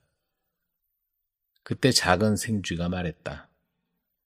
여기서 내려주세요. 그러면 제가 담뱃값을 가져다 드릴게요. 생쥐는 성에 숨어들어가 담뱃값을 찾아냈다. 생쥐는 계단을 내려오다 발을 헛디뎌 구르는 바람에 거의 잡힐 뻔했지만 간신히 위기를 벗어나 돌아왔다. 담뱃값은 찾았니? 그럼요. 그들은 성을 뒤로하고 다시 오던 길을 되돌아 나왔다. 그런데 바다를 건널 때 잭과 생쥐와 개구리와 독수리는 서로 담뱃값을 되찾는 데 공이 크다며 옥신각신하다 그만 담뱃값을 바다에 빠뜨리고 말았다. 저런 저도 도움될 일을 하나 해야겠지요? 절 내려보내주세요. 그래서 그들은 개구리를 보냈는데 개구리는 사흘 밤낮 동안 소식이 없었다. 마침내 물 위로 올라온 개구리의 코와 작은 입이 보였다. 모두 물었다. 담뱃값을 찾았니? 아니요. 개구리가 대답했다. 그러면 거기서 뭐 하는 거야? 아무것도요. 다만 숨 쉴 공기가 좀 필요했을 뿐이에요. 그리고 불쌍한 작은 개구리는 다시 물속으로 들어갔고 꼬박 하루가 지나고 담뱃값을 찾아서 올라왔다. 그리고 그들은 12틀 동안이나 날아 바다와 산을 여럿 건넌 후에야 새 임금의 궁전에 도착할 수 있었다. 새 임금은 그들을 매우 자랑스러워하며 반가이 맞았고 오랫동안 그들과 이야기를 했다. 잭은 담뱃값을 열고 소인들에게 성을 될 수 있는 한 빨리 가져오라고 말했다. 그들은 9일 동안 여행 끝에 잭과 새 임금이 기다리는 곳으로 돌아왔다. 새 임금은 성을 보고 매우 놀라워하며 황금 계단을 올라가 성 안을 둘러보았다. 잭에게는 이제 시간이 별로 없었다. 잭은 새 임금의 친절에 감사하며 작별 인사를 하고는 다시 떠났다.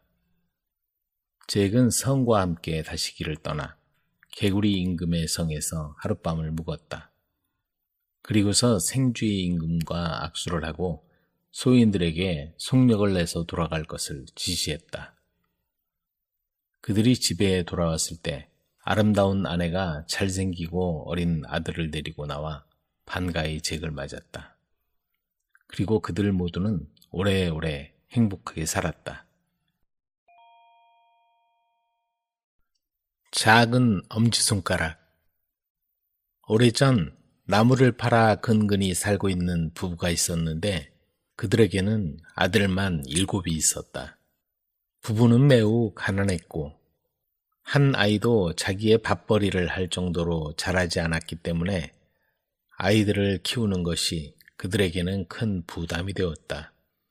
게다가 막내 아들은 엄지손가락보다 작아서 그를 다들 작은 엄지손가락이라고 부르곤 했다. 몸이 작아서 아무것도 할 수 없었던 이 불쌍한 아이는 늘 꾸중을 들었으며 잘못이 있건 없건 간에 언제나 미움을 받았다.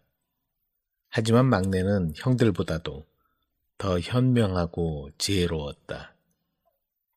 어느 날 아이들이 모두 잠이 들고 두 부부가 난로가에 앉아 있을 때 남편이 아내에게 매우 침통하게 이야기를 했다. 도저히 우리 아이들을 키울 수가 없을 것 같소. 나는 절대로 우리 아이들이 내 앞에서 굶어 죽는 걸 볼 수가 없어. 그래서 내일 아이들을 숲속에 버리기로 했어. 애들이 나무단을 만드는 동안 아무도 눈치채지 못하게 우리는 그곳을 떠나면 돼요. 세상에, 어떻게 애들을 버리고 마음 편히 살 수가 있겠어요. 아내가 울먹였다. 그러나 그녀 역시 자식들이 그녀의 눈앞에서 굶는 것을 지켜볼 수가 없었다. 결국 그녀 역시 동의를 했고 눈물을 흘리면서 잠이 들었다. 그런데 이 얘기를 작은 엄지손가락이 다 들었다. 그는 어떻게 해야 할까 궁리하느라 밤새 한숨도 자지 못했다. 엄지손가락은 아침 일찍 일어나 강변에서 하얀 죄악돌을 잔뜩 주워서 집으로 돌아왔다. 모두 나무를 할 숲으로 갔다. 작은 엄지손가락은 형들에게 자기가 아는 것을 한마디도 말하지 않았다. 아주 깊은 숲으로 들어가자 10발자국 정도 떨어져 있는 형제들을 알아보기 어려울 정도로 나무가 울창했다. 부부는 나무를 자르고 아이들은 장작더미를 만들려고 나뭇가지들을 열심히 모으기 시작했다. 그때 부부는 아이들이 열심히 일하는 것을 보고는 몰래 숲을 빠져나왔다. 한참 뒤 아이들은 자기들만 남았다는 걸 알아차리고는 큰 소리로 울기 시작했다. 하지만 엄지손가락은 태연했다. 작은 엄지손가락은 오는 도중에 주머니에 담아온 하얀 죄악돌을 길에 떨어뜨려 놓았다. 걱정하지 마. 집에 갈 수 있어. 나를 따라와. 형들은 엄지손가락을 따라갔다. 그는 떨어뜨렸던 죄악돌을 따라 집까지 도착했다. 그들이 막 집 문 앞에 도착했을 때 부부가 하는 말이 들렸다. 그들이 집에 도착했을 때는 그 마을의 지주가 오래전에 주기로 한 돈 10크라운을 보내와서 그 돈으로 고기를 사서 배부르게 먹고 난 후였다. 불쌍한 우리 아이들은 지금쯤 어디에 있을까? 우리가 남긴 이 고기로 충분히 파티를 벌일 수도 있을 텐데. 우리는 아이들에게 사죄해야 해요. 신이시여. 늑대들이 우리 아이들을 이미 다 잡아먹어버렸을지도 몰라요. 자기 자식을 버린 그런 비인간적인 일을 하다니. 아내는 반쯤 정신이 나간 사람처럼 계속해서 울기만 했다. 불쌍한 우리 자식들은 어디 있을까? 그녀의 말에 밖에 있던 아이들도 울기 시작했다. 그 소리를 들은 여자는 급히 밖으로 뛰어나가 아이들을 보고 껴안았다. 너희를 다시 보게 되다니 정말로 기쁘구나. 불쌍한 내 아들. 이런 흙두성이구나. 어서 들어오너라. 내가 씻겨줄 테니까. 아이들은 식탁에 앉아서 저녁을 먹으며 숲속에 있을 때 얼마나 무서웠는지 말했다. 이 가족은 아이들을 다시 만날 수 있어서 너무나 기뻤지만 이 기쁨은 얼마 가지 않았다.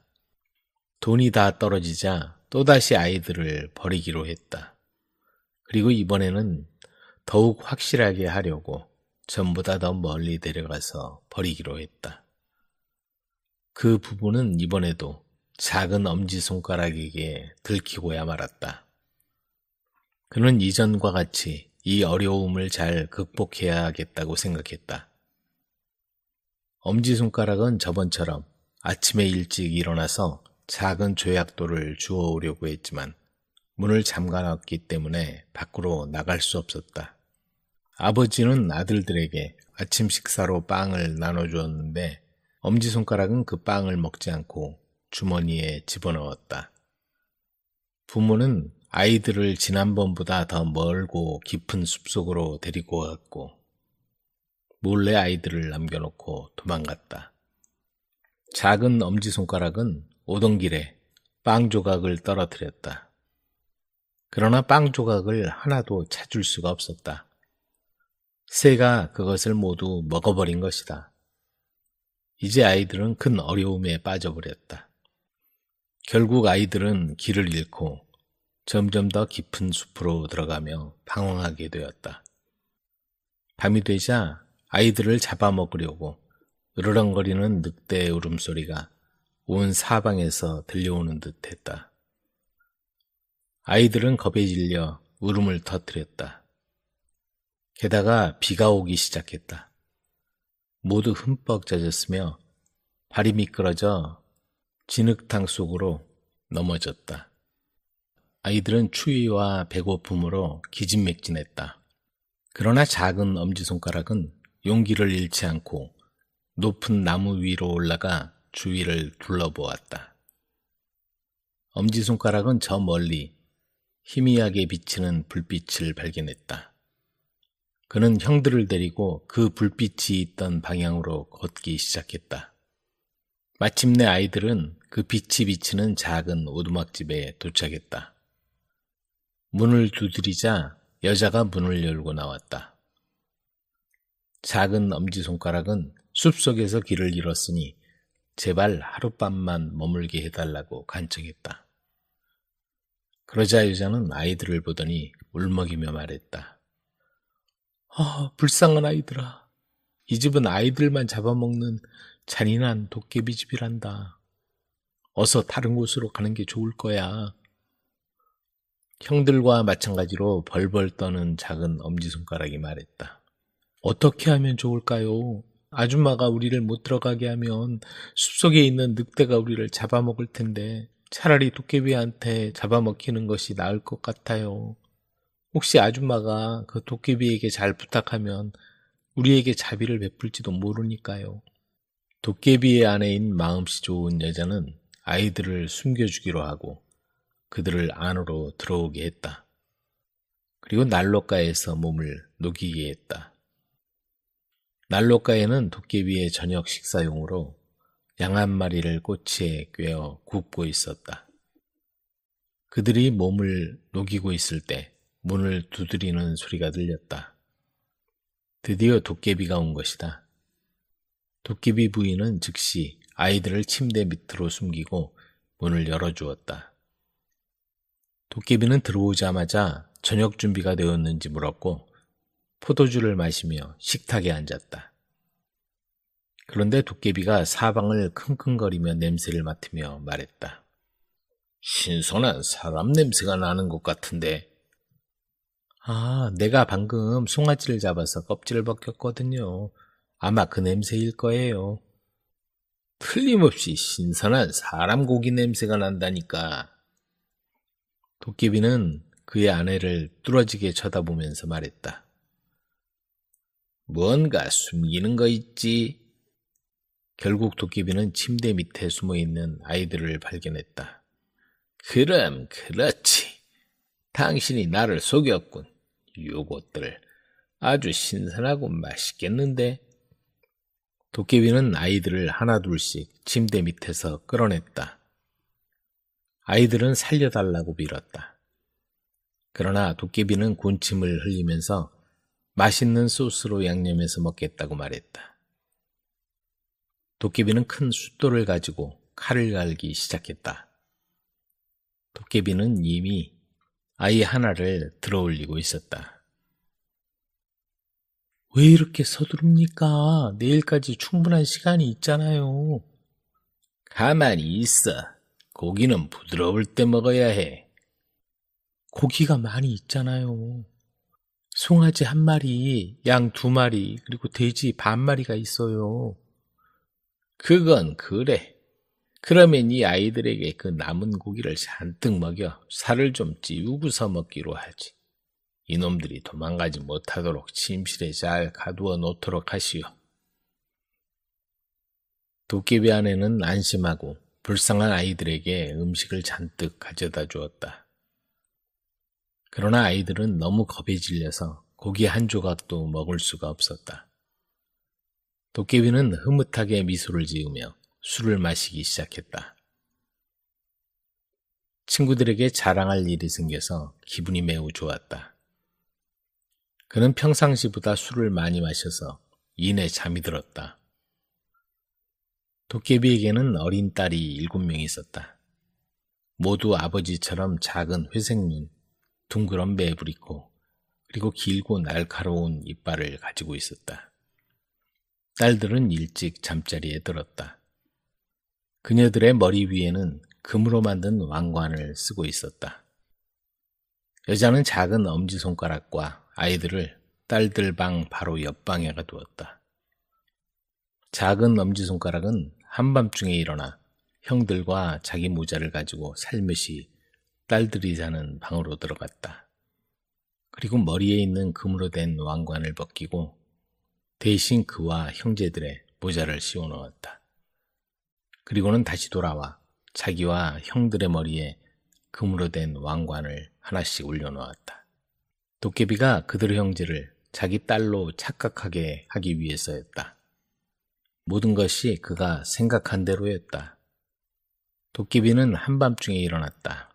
그리고는 내일 아침까지 살려두기로 한 걸 후회하고 서둘러 일어나 몽둥이를 집어들었다. 어디 한번 그것들이 잘 있는지 볼까? 도깨비는 서둘러서 캄캄한 복도를 더듬어 불쌍한 아이들이 자는 방으로 들어갔다. 아이들은 작은 엄지손가락만 빼고는 잠에 골아떨어져 있었으며 작은 엄지손가락도 도깨비가 다가오자 벌벌 떨고 있었다. 도깨비는 작은 엄지손가락과 그 형제들 머리 위에 있는 금으로 된 왕관을 발견하고는 말했다. 어제 술을 너무 마셨어. 내 딸들이 있는 방으로 들어왔군. 그리고 도깨비는 자기 딸들이 자는 방으로 들어갔다. 그 딸들은 아이들의 모자를 쓰고 있었다. 어우, 나의 귀여운 먹잇감들아.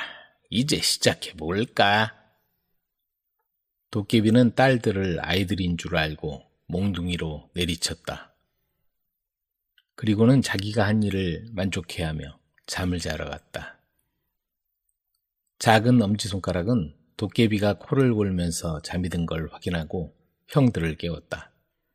그리고는 급히 옷을 입고 도깨비의 오두막을 빠져나가 무작정 달리기 시작했다. 아침이 되자 눈을 뜬 도깨비는 아내에게 말했다. 위층에 가서 어제 저녁에 온 애들에게 옷을 입히시오. 아내는 위층에서 자기의 딸들이 모두 죽어있는 걸 발견하고는 소스라치게 놀랐다. 뒤따라 올라온 도깨비도 그 광경을 보고 소스라치게 놀랐다. 내가 무슨 짓을 한 거지? 불쌍한 내 딸들아. 반드시 대가를 치르도록 하겠다. 가서 한 걸음에 20마일 가는 구두를 가져와. 그 녀석들을 다 잡고 말겠어. 그는 구두를 신고 밖으로 뛰쳐나갔다. 그는 아주 넓은 땅을 뛰어넘어 마침내 불쌍한 아이들 뒤를 바짝 쫓았다. 그곳은 그들의 아버지와 같이 살던 집과 불과 얼마 떨어지지 않은 곳이었다. 작은 엄지손가락은 형들과 함께 바위 틈새로 들어가 도깨비가 어떻게 하는지 지켜보았다. 도깨비는 한 걸음에 이산저산을 왔다 갔다 하고 큰 강을 마치 좁은 도랑처럼 쉽게 뛰어넘었다. 도깨비는 피곤해서 잠시 쉬기로 했다. 그러나 하필이면 아이들이 숨어있는 그 바위에 걸터 앉았다. 도깨비는 너무 피곤한 나머지 곧 잠이 들었고 잠시 후 코를 골기 시작했다. 아이들은 겁에 질렸지만 작은 엄지손가락은 형들처럼 겁을 내지는 않았다. 작은 엄지손가락은 형들에게 도깨비가 잠들어 있는 틈에 빨리 도망가도록 했다. 그리고 작은 엄지손가락은 도깨비에게 다가가서 신발을 조심스럽게 벗기고 나서 그 신발을 신었다. 신발은 도깨비가 신었을 때는 몹시 컸지만 작은 엄지손가락이 신으니까 엄지손가락에게 딱 맞게 작아졌다. 작은 엄지손가락은 즉시 도깨비 집으로 달려갔다. 도깨비 집에 도착하니 도깨비가 없앤 자기 딸들 때문에 서럽게 우는 도깨비 아내를 발견했다. 지금 당신의 남편이 매우 위험한 처지에 놓여 있어요. 도둑들에게 잡혀 있는데 만약 당신 남편이 가진 금은 보화를 내놓지 않으면 없애겠다고 하고 있어요. 그 도둑들이 당신 남편을 없애려는 순간에 나를 발견하고는 그 상황을 당신에게 말해달라고 부탁했어요.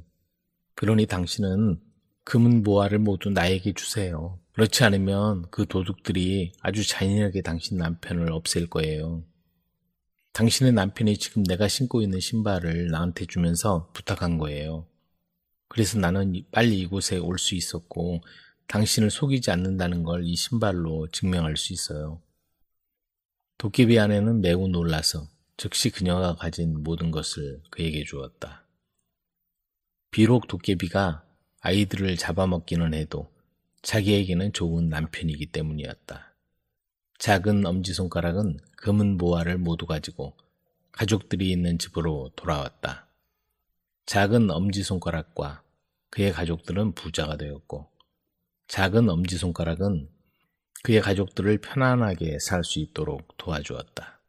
그리고 모두가 행복하게 살았다. 도깨비와 이발사. 인도의 작은 마을에 마음씨가 좋은 이발사가 있었다. 그는 매우 가난했기 때문에 아내는 불만이 많았다.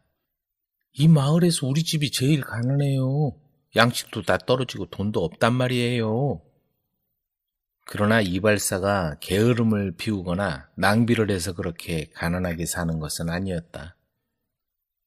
이발사는 열심히 일을 했다. 그리고 사람이 워낙 착하고 성실했기 때문에 이발소에는 항상 많은 손님이 들끓어 잠시도 쉴 틈이 없었다. 그런 이발사에게 왜 돈이 없을까? 마음씨 착한 이발사는 손님이 가난하다는 말을 들으면 모조리 공짜로 해주고 돈을 받지 않았던 것이다. 그런데 손님 중에는 이런 이발사의 선한 마음을 교묘하게 이용하여 가난하지도 않은데 돈이 없다고 우는 소리를 해대며 공짜로 이발을 했다. 그러니 가난하게 사는 것도 당연했다. 드디어 화가 난 아내가 참을 만큼 참다가 마침내 분통을 터뜨리고 말았다. 당신은 너무 사람이 좋아서 틀렸어요. 그런 사람은 필요 없으니 당장 집에서 나가요.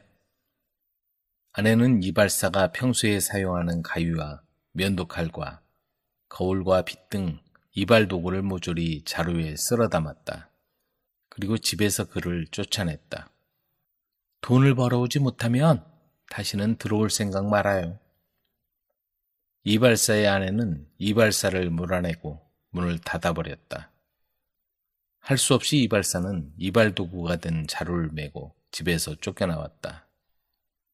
그때부터 이발사는 이 마을 저 마을로 떠돌아다니며 이발을 해주었다. 그러나 힘만 들 뿐 돈은 조금도 모이지 않았다.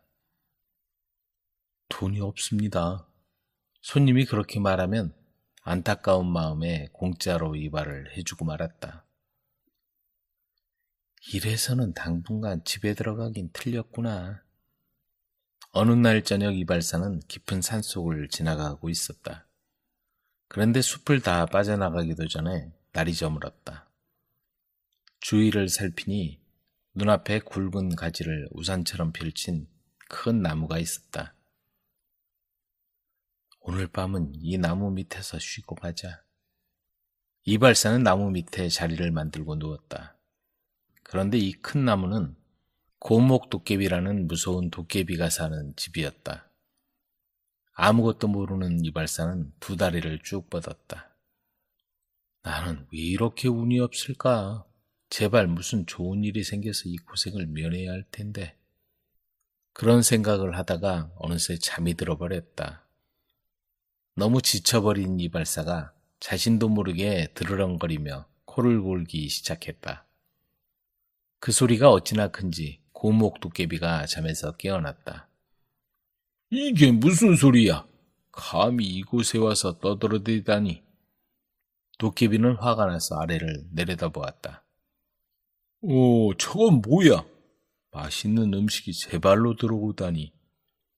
도깨비는 기분이 좋아져서 입맛을 쩍쩍 다셨다. 이발사는 위에서 바스락거리는 소리에 눈을 번쩍 떴다. 이게 무슨 소리지? 아니 저게 뭐야? 무시무시하게 생긴 도깨비가 나무 위에서 슬금슬금 내려오는 것이 보였다.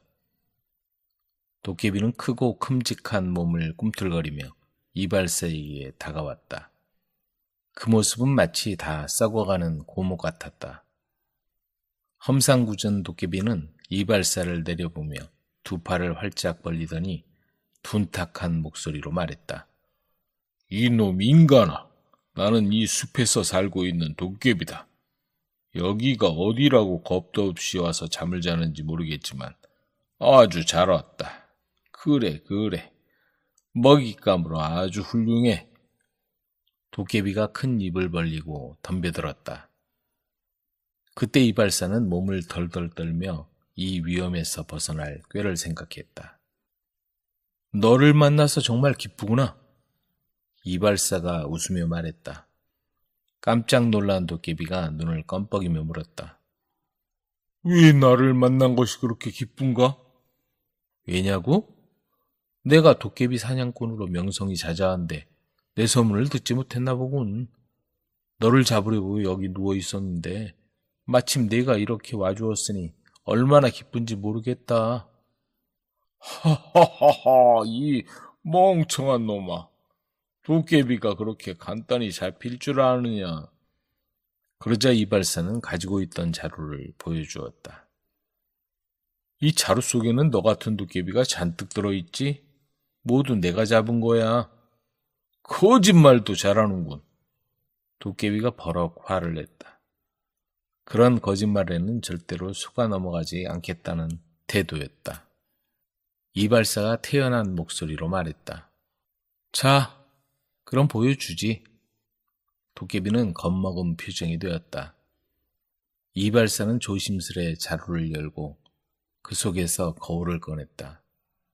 도깨비가 보니 정말 거기에는 자기와 똑같은 도깨비가 또 있었다. 도깨비는 무서워서 몸을 떨며 그 자리에 주저앉았다. 자, 어떠냐? 여기 있는 녀석이 너와 똑같은 도깨비란 말이야. 제발 부탁이니 자루에는 넣지 말아줘. 그 대신 당신 말은 무엇이든지 다 들어줄 테니.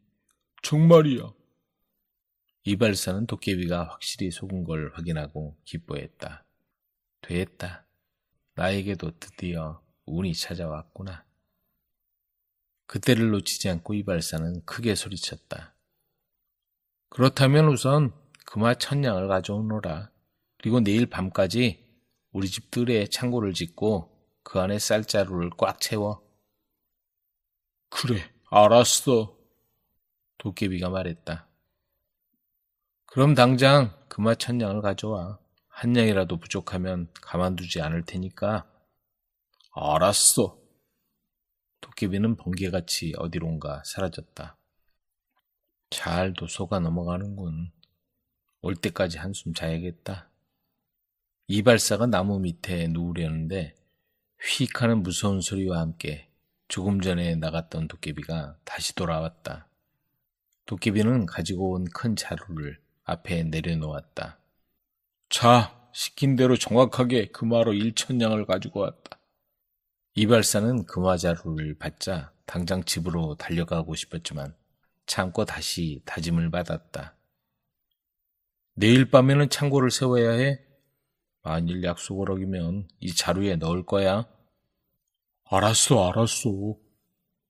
도깨비는 잔뜩 겁을 먹고 몸을 떨며 대답했다. 이발사는 무거운 금화자루를 둘러매고 숲을 빠져나와 캄캄한 밤길을 밤새도록 걸었다. 다음 날 아침 이발사는 오랜만에 집으로 돌아왔다. 부인은 이발사의 얼굴을 보자 눈물을 흘리며 기뻐했다. 남편에게 너무 심한 말을 했다고 생각한 그녀는 남편이 다시 돌아오기만 바라며 걱정과 눈물로 하루하루 보내고 있었다. 이발사는 가지고 온 금화 1,000냥을 부인에게 건네주었다. 그런데 부인이 고개를 갸우뚱하며 말했다. 이렇게 많은 금화를 어떻게 얻었습니까? 혹시 남의 걸 훔친 건 아닌지요? 도저히 믿을 수 없어요. 이발사는 고목 도깨비에 대해서 자세히 설명해 주었다. 그러나 그의 아내는 좀처럼 그의 말을 믿으려고 하지 않았다. 이발사가 말했다. 오늘 밤이 되면 다 알게 될 거야. 무슨 일이 생겨도 놀라지는 마요. 드디어 밤이 되었다. 이발사와 부인이 저녁을 먹고 있는데 갑자기 마당에서 요란한 소리가 들려왔다. 퉁탕 퉁탕 우당탕 퉁탕. 두 사람이 창으로 내다보니 고목 도깨비가 또 다른 도깨비와 함께 창고를 세우고 있었다. 고목 도깨비는 이발사가 내다보는 것을 알고 큰 소리로 외쳤다. 내 삼촌이 일을 도와주시겠다고 해서 함께 와서 일하고 있다. 걱정하지 말게. 금방 창고를 세워줄 테니. 고목 도깨비와 삼촌 도깨비는 순식간에 마당 한복판에 크고 높은 창고를 만들었다. 놀라운 솜씨였다. 그리고 어디서 가지고 왔는지 쌀자루를 산더미처럼 지고 왔다. 눈 깜짝할 사이에 쌀자루가 창고 가득히 쌓였다. 자, 이것으로 당신과의 약속을 깨끗이 지켰으니 이젠 가겠다. 고목 도깨비는 이렇게 말하더니 눈 깜짝할 사이에 삼촌 도깨비와 함께 어디론가 자취를 감추어 버렸다. 이발사의 아내는 훌륭한 창고를 바라보고 입을 벌렸다. 도깨비에게 창고를 세우게 하다니 대단하군요. 이렇게 해서 가난했던 이발사는 근처에서 가장 큰 부자가 되었다. 그러나 여전히 이발을 하며 날마다 바쁘게 일을 했다. 그리고 그때부터는 아내의 눈치를 보지 않고 마을 사람들을 모두 다 공짜로 이발해 줄 수 있었다.